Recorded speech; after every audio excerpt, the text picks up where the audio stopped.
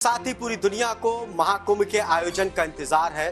कयास लगाए जा रहे हैं कि इस बार महाकुंभ के आयोजन में 40 करोड़ से ज्यादा लोग शिरकत करेंगे। लेकिन महाकुंभ की तैयारी को लेकर सियासत भी हो रही है। समाजवादी पार्टी के मुखिया अखिलेश यादव ने बीजेपी पर आरोप लगाया नियुक्तियों को लेकर। अंतिम चरण में महाकुंभ की भव्य तैयारियां, 40 करोड़ श्रद्धालुओं के आने की है उम्मीद।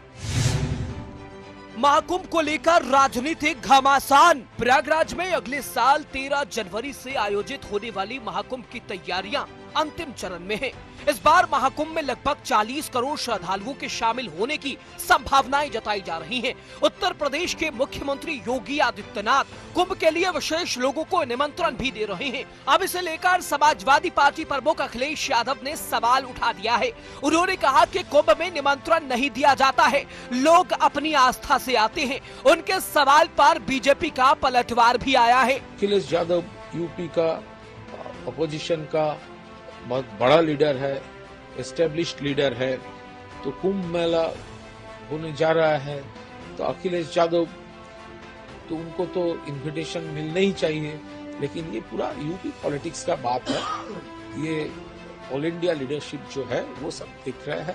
प्रॉपर टाइम में अगर कुछ बोलना है वो बोल दें। वो आम तो अगर वो नहीं चाहते तो कोई आवे तो इसमें उनका कसूर है। योगी जी चाह रहे सब लोग आए, सब धार्मिक होना, ये उनका कर्तव्य परायणता है और उन्होंने नहीं बुलाया, ये उनकी कर्तव्यहीनता थी। वो करना चाहिए था, नहीं किया क्योंकि वो नहीं चाहते थे। उनके पिछली सरकारें नहीं चाहती थी कि लोग आए, इसलिए किसी को नहीं बुलाना चाहते थे। लेकिन बगैर बुलाए कुंभ तो हजारों हजार साल का है, लोग आते थे, आए। अब ये नए नए आयाम जो हो रहे हैं, नई नई व्यवस्थाएं हो रही कुंभ में, तो इसको देख के पूरी दुनिया अचंभित है। सीएम योगी आदित्यनाथ ने बीते दिनों दिल्ली में केंद्रीय गृह मंत्री अमित शाह, बीजेपी अध्यक्ष जेपी नड्डा और रक्षा मंत्री राजनाथ सिंह से शिष्टाचार भेंट की। इस दौरान उन्होंने केंद्रीय मंत्रियों को कुंभ में आने का न्योता दिया था। इस बीच योगी सरकार की ओर से अन्य गणमान्य लोगों को भी कुंभ के लिए निमंत्रण दिया जा रहा है। इसे लेकर पूर्व सीएम और सपा के मुखिया अखिलेश यादव ने सवाल उठाया है और कहा है कि ऐसे आयोजनों के लिए निमंत्रण नहीं दिए जाते हैं।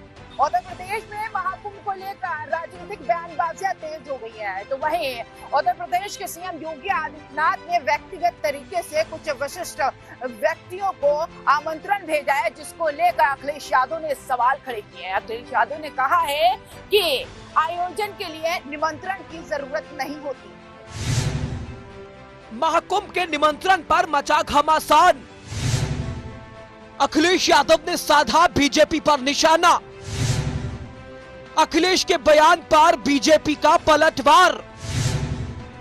अखिलेश भी आए और पापों को धुलवाएं। उत्तर प्रदेश में महाकुंभ को लेकर राजनीतिक बयानबाजी तेज हो गई है।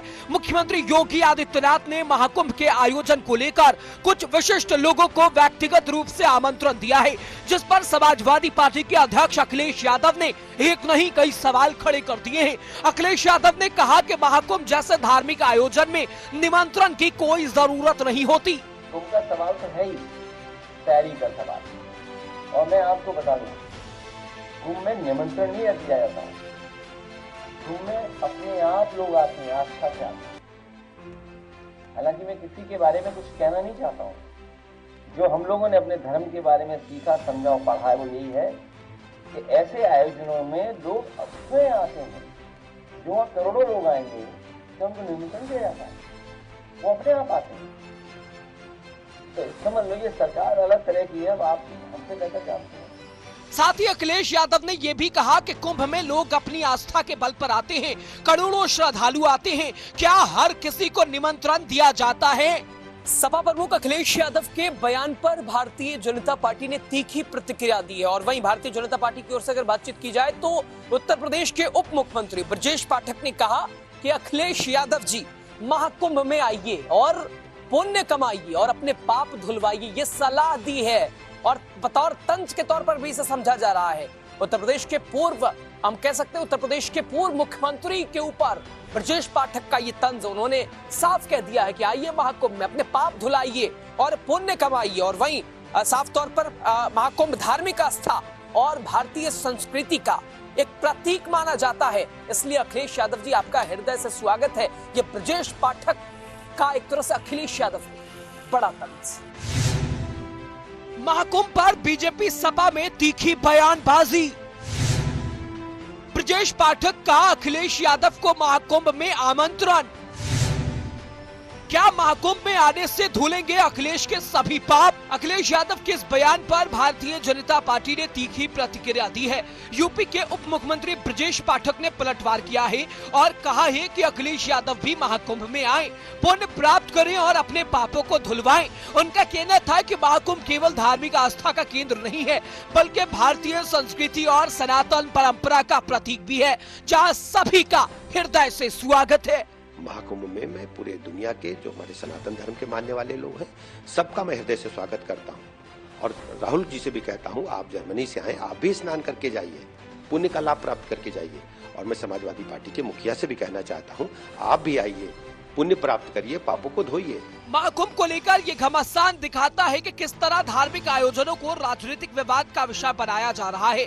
बीजेपी जहां इसे सरकार की जिम्मेदारी बताते हुए निमंत्रण प्रक्रिया को उचित ठहरा रही है, तो वहीं समाजवादी पार्टी इसे आस्था से जुड़े आयोजन मानते हुए सरकार की नीयत पर सवाल उठा रही है। प्रयागराज में 13 जनवरी से शुरू होने वाले महाकुंभ की तैयारियां अंतिम चरण में है। यूपी सरकार खुद युद्ध स्तर पर काम कर रही है, तो वहीं सीएम योगी आदित्यनाथ हर एक तैयारी का यहाँ पर निरीक्षण खुद से कर रहे हैं। तो वहीं साधु संतों का आगमन भी यहाँ पर महाकुंभ में शुरू हो गया है। अखाड़ों में साधु संतों का आगमन तेज। 13 जनवरी से महाकुंभ, लाखों श्रद्धालु जुटेंगे। महाकुंभ की सुरक्षा और व्यवस्थाएं बढ़ा दी गई। प्रयागराज में अगले साल 13 जनवरी से शुरू हो रही महाकुंभ को लेकर तैयारियां लगभग अंतिम चरण पर हैं। महाकुंभ की तैयारियों को लेकर यूपी सरकार ने युद्ध स्तर पर काम करने के निर्देश दिए हैं। खुद सीएम योगी आदित्यनाथ महाकुंभ की तैयारियों की मॉनिटरिंग कर रहे हैं। महाकुंभ पर्व की तैयारी युद्ध स्तर पर चल रही है। 20,000 से अधिक संतों, संगठनों और अन्य संस्थाओं को अब तक यहां पे रजिस्ट्रेशन करते हुए भूमि आवंटन के साथ जोड़ा गया है। इधर प्रयागराज महाकुंभ मेला शुरू होने से पहले अखाड़ों में साधु संतों का आगमन भी अब तेज हो गया है।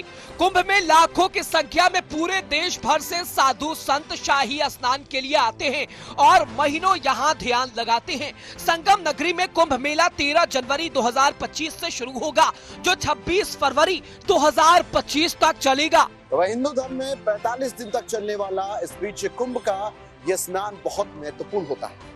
पौराणिक कथाओं के अनुसार जब हम बात करते हैं तो मंथन, समुद्र मंथन जो हुआ था, उसके अंदर 12 जगहों पर ये अमृत जो था वो गिरा था। इनमें से 4 पृथ्वी पर थे। ये थे प्रयागराज, हरिद्वार, उज्जैन और नासिक।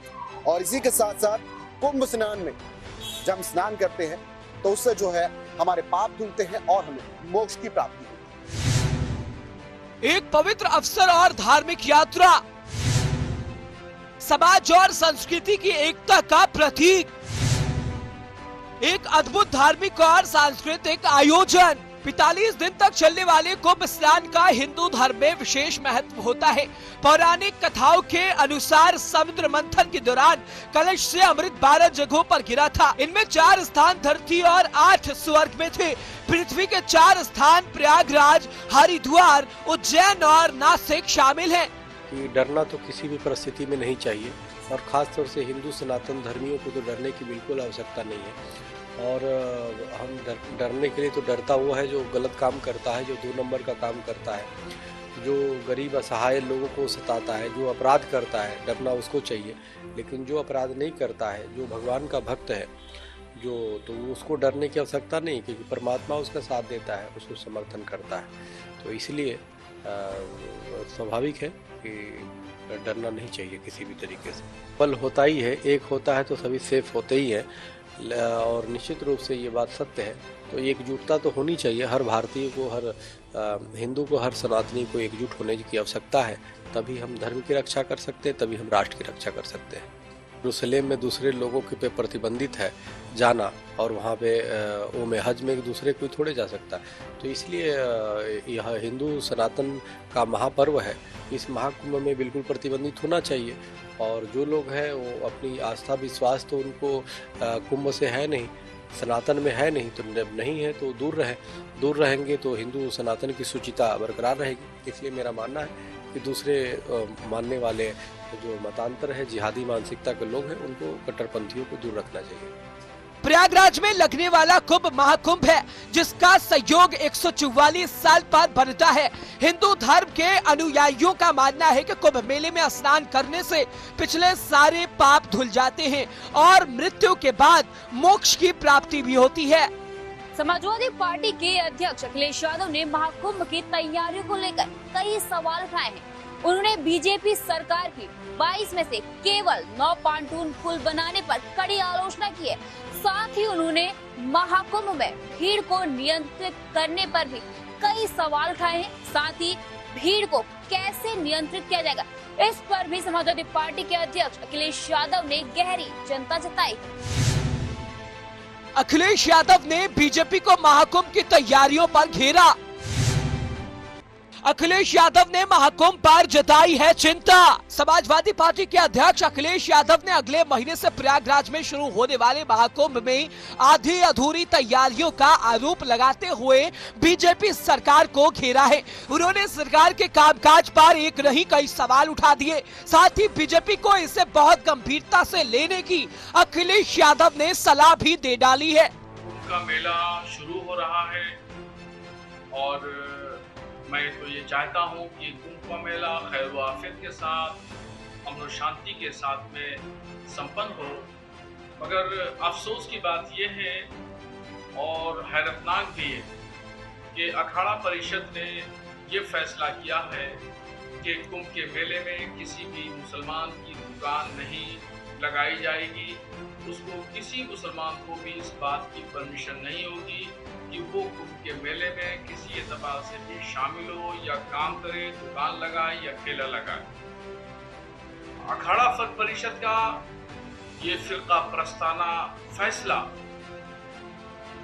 करोड़ों हिंदुस्तानियों और अमन पसंद शहरियों के मन को झंझोड़ने वाला है, तकलीफ पहुंचाने वाला है। अखिलेश यादव ने सरकार पर सवाल उठाते हुए कहा कि 22 में से यातायात लायक केवल 9 पाटून पुल, इसके अलावा मतलब साल भर के कवायद के बाद 22 में से केवल 9 पाटून पुल यातायात योग्य बन पाए हैं, यानी लगभग 40% ही काम हो पाया है। अब जब इस महाआयोजन के लिए सिर्फ 20 दिन और बचे हैं तो बाकी बचे पुल कैसे बन पाएंगे और भीड़ का नियंत्रण और आवागमन कैसे संभव हो पाएगा। इस वक्त महाकुंभ को लेकर हर तरफ चर्चा चल रही है। प्रधानमंत्री नरेंद्र मोदी ने मन की बात कार्यक्रम में भी महाकुंभ का जिक्र किया। उन्होंने कहा कि विभाजन वाली नीतियों से बचें। साथ ही उन्होंने कहा कि महाकुंभ के आयोजन से दुनिया भर में एक सकारात्मक संदेश जाएगा। प्रधानमंत्री नरेंद्र मोदी का महाकुंभ पर संदेश। महाकुंभ में एकता पर प्रधानमंत्री नरेंद्र मोदी का संदेश। मन की बात में प्रधानमंत्री नरेंद्र मोदी रविवार को प्रयागराज के महाकुंभ को लेकर लगभग 4 मिनट बोले। उन्होंने कहा कि महाकुंभ का संदेश एक हो, पूरा देश का मंत्र सभी लोग आत्मसात करें। प्रधानमंत्री नरेंद्र मोदी ने कहा कि गंगा की अविरल धारा न बचे समाज हमारा, पर देशवासी चले। कुछ दिन पहले ही प्रधानमंत्री नरेंद्र मोदी प्रयागराज गए थे, जहाँ उन्होंने हेलीकॉप्टर से महाकुंभ मेला क्षेत्र की विशालता को भी देखा था। लोगों की परंपरा है, आज गुरु शंकराचार्य ने बनाई हुई है, नागा फौज है, हम लोग फौजी हैं। विराट गुरु की बनाई हुई, शंकराचार्य जी की बनाई हुई है, ये परंपरा निभाते हैं हम लोग। तो हर जगह कुंभ मेले भरते हैं, जहाँ भी भरते हैं तो अपने हर जगह जाते हैं हम। साथ ही प्रधानमंत्री नरेंद्र मोदी ने ये भी कहा कि ये एकता का महाकुंभ है जो एकता के मंत्र को सशक्त करेगा। उन्होंने देशवासियों से आह्वान किया है कि महाकुंभ में जाए तो एकता का संकल्प लेकर ही लौटे, विभाजन की भावना को त्याग कर लौटे। डिजिटल महाकुंभ के बारे में भी उन्होंने विस्तृत जानकारी दी। महाकुंभ में पहली बार AI चैटबॉट का इस्तेमाल किया जा रहा है। इस चैटबॉट में 11 भाषाएं हैं और उन भाषाओं में तमाम श्रद्धालु अपने जानकारी उपलब्ध कर सकते हैं, वो भी टेक्स्ट से और वॉइस मैसेज से। साथ ही साथ इस चैटबॉट से साइबर क्राइम से भी बचा जा सकता है। महाकुंभ में AI चैटबॉट का प्रयोग, 11 भाषाओं में मिलेगी जानकारी। महाकुंभ में साइबर सुरक्षा के लिए IIT का सहयोग। पहली बार महाकुंभ में AI चैटबॉट का प्रयोग हो रहा है जो 11 भारतीय भाषाओं में है, जिस पर टेक्स्ट, मैसेज और बोलकर भी महाकुंभ की सभी जानकारी प्राप्त की जा रही है। महाकुंभ में AI पावर कैमरे लगाए जा रहे हैं जो महाकुंभ में पिछड़ने वालों की सहायता करेंगे। वहीं विश्व प्रसिद्ध महाकुंभ में साइबर सुरक्षा के लिए इस बार IIT और IIIT की मदद ली जाएगी। यहाँ के विशेषज्ञों के जरिए किसी भी तरह के साइबर अपराध के बारे में जानकारी जुटाने और उस अंकुश लगाने की दिशा में काम किया जाएगा। आध्यात्मिक, सामाजिक, धार्मिक आयोजन का अवसर है और मैं समझता हूं कि इसके लिए सरकार, हमारी भारत की सरकार, प्रदेश सरकार, दोनों सरकारें मिलकर के, डबल इंजन की सरकार, इस आयोजन को अद्भुत, अलौकिक, भव्य, दिव्य, ऐतिहासिक बनाने के लिए रात दिन पूरी प्रतिबद्धता के साथ काम कर रही है। स्वच्छता के लिए, आधुनिक तकनीक के प्रयोग के लिए, प्लास्टिक मुक्त आयोजन बनाने के लिए हम लोग पूरा आधुनिकतम तकनीक का प्रयोग कर रहे हैं। साइबर पेट्रोलिंग के जरिए श्रद्धालुओं, इसके अलावा स्नानार्थियों का साइबर अपराध से उन्हें बचाया जाएगा। साइबर सुरक्षा से जुड़े पुलिस के सॉफ्टवेयर को ऑडिट कराने पर जोर दिया गया है।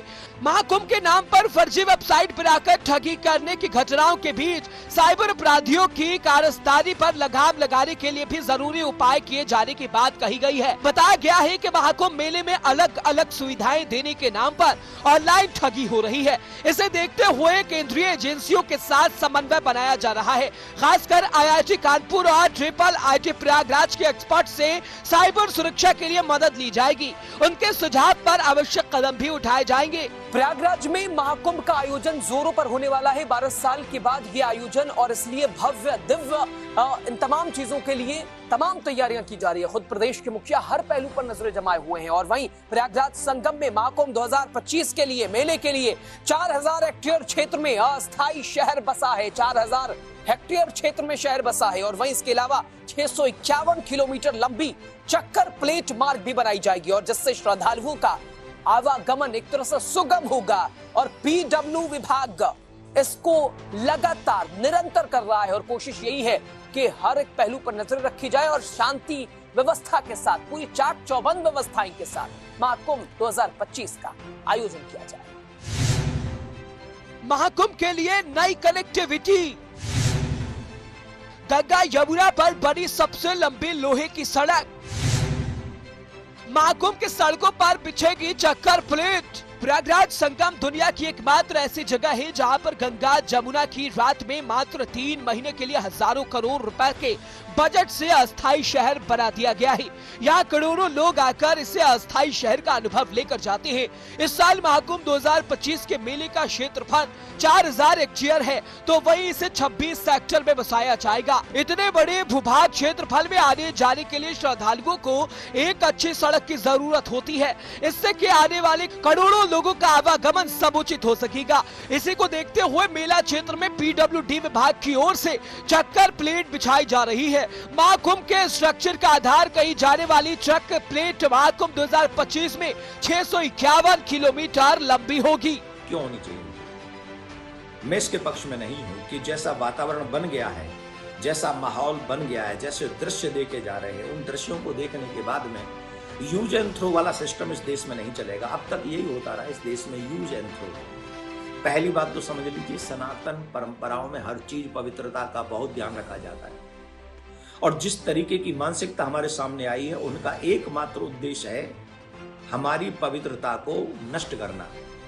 चाहे वो हम लोग थूकते हुए देख रहे हों, चाहे भोजन में मूत्र विसर्जन करते हुए देख रहे हों, चाहे वो साग सब्जियों में भी हम लोग गंदे नाले में उनको धोते हुए देख रहे हों, चाहे वो बालाजी के प्रसाद में मिलावट हो। ये सारे दृश्य देखने के बाद में इस बात का सबसे बड़ी जिम्मेदारी किनकी है? धर्माचार्यों की जिम्मेदारी है। ये जिम्मेदारी धर्माचार्यों की है कि अपने धर्म की तीर्थों की पवित्रता बनाए रखें। जैसे मक्का मदीना में उनको हमारी पूजा पद्धति के बारे में कोई ज्ञान नहीं, और कुंभ के अंदर जो संत जाएंगे वो तपस्या करने जाएंगे, उनका धर्म भ्रष्ट करने के लिए थूक जिहाद और मूत्र जिहाद ये चालू करेंगे। उसके लिए जिम्मेदारी कौन लेगा? इसलिए कुंभ के अंदर नो एंट्री, किसी मुस्लिम की एंट्री नहीं होनी चाहिए। पूरे एक मास दोनों समय स्नान करते हैं कल्पवासी, खाने पीने की तो बात छोड़ दीजिए। ऐसी परिस्थितियों में हम इस थूकलीगी गैंग पर भरोसा कैसे कर सकते? और हमारे पवित्रतम त्योहार और 12 वर्षों पर आने वाले इस कुंभ में रोजी रोटी और पेट पालने के नाम पर क्या हम हिंदू समाज की सुरक्षा व्यवस्था के साथ कोई खिलवाड़ कर सकते हैं? क्या कतई नहीं कर सकते। अखिल भारतीय संत समिति का यह मानना है कि कुंभ परिक्षेत्र की तो बात छोड़िए, कुंभ के 50 किलोमीटर के अंदर में किसी नए व्यक्ति को दुकान लगाने की, सामान बेचने की परमिशन नहीं होनी चाहिए। संतों का कहने का भाव सिर्फ इसलिए है क्योंकि जिस प्रकार से सामान में थूक देना, मूत देना, जूठा कर देना, तब सामान बेचना, इसके नाते संतों ने चिंता जाहिर किया है। और कुंभ में उनको व्यवसाय करने का कौन सा काम है भाई? वहाँ तो खाली साधु संत महात्मा रहेंगे, वहाँ पे हिंदू जनमानस रहेगा, तो उनका काम क्या है? मेले के दौरान यहाँ दुनिया की सबसे लंबी लोहे की सड़क बनाई जाती है, जो केवल लोहे की ही होती है। इसको गंगा यमुना की रेती पर बिछाया जाता है, और वही जिसके ऊपर से 2 पहिया, 4 पहिया और भारी वाहन गुजरते हैं, तो वही इसे लोहे की सड़क चक्कर प्लेट से पूरे महाकुंभ की कनेक्टिविटी होती है। इस चक्कर प्लेट के सहारे पीपा पुल के ऊपर एक मजबूत सड़क का निर्माण होता है, जिसको पार करके ही लोग इस पार से उस पार होते हैं। इस चक्कर प्लेट को बनवाने का काम पीडब्ल्यूडी विभाग की ओर से किया जाता है। इस साल कुल 488 किलोमीटर मुख्य चक्कर प्लेट मार्ग बनाया जाएगा। प्रयागराज ही नहीं बल्कि देश और प्रदेश से हजारों की संख्या में श्रमिक महाकुंभ को दिव्य और भव्य बनाने के लिए पहुंच रहे हैं। इसके साथ ही यहाँ पर मेला क्षेत्र में सफाई व्यवस्था का भी इंतजाम किया गया है, जिसके लिए यहाँ पर सफाई कर्मियों के बच्चों के पढ़ने के लिए अस्थायी स्कूल बनाए जा रहे हैं, ताकि उनकी पढ़ाई में किसी भी तरह की कोई रुकावट न हो। महाकुंभ में श्रमिकों और बच्चों के लिए विशेष इंतजाम। महाकुंभ में सफाई कर्मियों के बच्चों के लिए स्कूल। महाकुंभ में शिक्षा के साथ श्रमिकों का भी सहयोग। प्रयागराज ही नहीं बल्कि प्रदेश और देश के अलग अलग राज्यों से हजारों श्रमिक महाकुंभ को दिव्य, भव्य और नव्य बनाने में अहम भूमिका निभा रहे हैं। मेला क्षेत्र के चप्पे चप्पे में साफ सफाई का इंतजाम है। इन सफाई कर्मियों के साथ इनके बच्चे भी मेला क्षेत्र में रह रहे हैं। इन बच्चों की पढ़ाई का नुकसान न हो सके, इसका भी इंतजाम इस कुंभ में किया गया है। श्रमिकों के बच्चों के लिए मेला क्षेत्र में ही अस्थायी स्कूल बनाए गए हैं। शुरुआत में इस तरह के 5 विद्या कुंभ प्राथमिक विद्यालय बनाए गए हैं। अब शिक्षा विभाग इन्हें और बढ़ाने की तैयारी भी कर रहा है, जिससे जहां सफाई कर्मियों के रहने का इंतजाम किया गया है, वहीं उनके बच्चों के पढ़ने का इंतजाम भी किया जा रहा है। प्रयागराज कुंभ 2019 ने स्वच्छता, सुरक्षा एवं सुव्यवस्था के मानक स्थापित किए थे। राज्य सरकार नए कीर्तिमानों के साथ भव्य एवं दिव्य कुंभ महाकुंभ 2025 के आयोजन के लिए निरंतर कार्य कर रही है। महाकुंभ का आयोजन हर 12 साल के अंतराल पर किया जाता है, जिसे धारबार आस्था का सबसे बड़ा मेला भी माना जाता है। इसे महाकुंभ या पूर्ण कुंभ भी कहा जाता है। विश्व प्रसिद्ध ये मेला करोड़ों श्रद्धालुओं, साधु संतों और गृहस्थ लोगों को अपनी ओर आकर्षित करता है। महाकुंभ का महत्व केवल स्नान तक ही सीमित नहीं है, बल्कि इसमें संयम, श्रद्धा और धार्मिक नियमों का पालन भी अनिवार्य है। माना जाता है कि महाकुंभ के दौरान गंगा स्नान करने वाले गृहस्थों लोगों को विशेष सावधानी बरतनी चाहिए, ताकि उनके पुण्य के लाभ में कोई बाधा न आए। महाकुंभ की तैयारियां जोर शोर से चल रही है। इस बीच महाकुंभ में लाखों लोगों के आने की उम्मीद भी जताई गई है। इसी बीच ऐसे कयास लगाए जा रहे हैं कि जो लोग महाकुंभ में शामिल होने आएंगे वो अयोध्या भी दर्शन करने पहुंच सकते हैं। 13 जनवरी से 12 फरवरी तक कई लोगों के अयोध्या पहुंचने की संभावना जताई गई है, जिसके लिए नगर निगम ने टेंट सिटी का भी प्रस्ताव भेजा हुआ है। महाकुंभ में अयोध्या में श्रद्धालुओं की भारी भीड़। अयोध्या में रामलला के दर्शन का मिलेगा अवसर। अयोध्या में श्रद्धालुओं के लिए विशेष व्यवस्था। महाकुंभ में श्रद्धा की डुबकी लगाने के लिए आने वाले श्रद्धालुओं के अयोध्या में रामलला के दर्शन करने की संभावना बहुत अधिक है। अयोध्या नगर निगम के अनुसार 13 जनवरी से 12 फरवरी के बीच करीब 2.5 करोड़ श्रद्धालुओं के शहर में आने की संभावना है।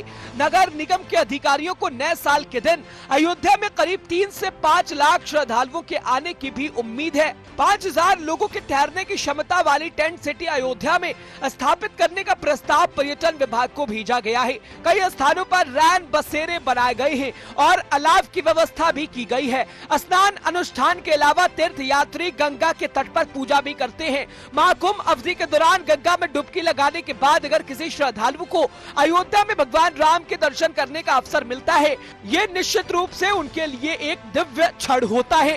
तो महाकुंभ की तैयारियां जोरों पर चल रही है। उत्तर प्रदेश की सरकार महाकुंभ के आयोजन को लेकर न्योता दे रही है। हालांकि विपक्षी पार्टियां इसको लेकर जरूर सवाल खड़े कर रही हैं, लेकिन देश के लोगों के साथ ही दुनिया भर को महाकुंभ का इंतजार है। अब देख